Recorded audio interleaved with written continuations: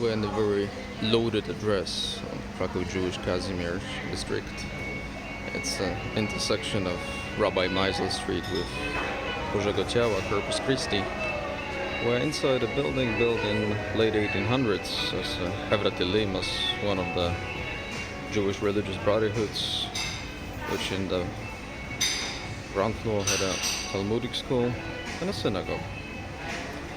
So we can see the polychromies of Western Wall, Rachel's Grave and Temple Mount, which are the remaining before World War II polychromies of the original structure.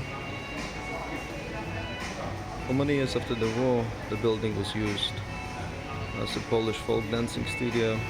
Well, at first it was the headquarters of the Jewish Socialist Party up until 1950s, then a Polish folk dancing studio. We're right now looking into the Western Wall where the Aron HaKodesh used to be.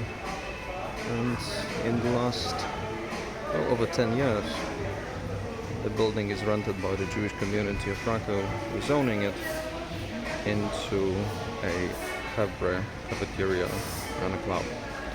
An interesting example what is happening or what may happen with the Jewish heritage sites in the place where the Jewish community is no longer as numerous as it used to be before the war. Before the war, in the number of 64,000 of Krakow Jews, aka mixed civilization.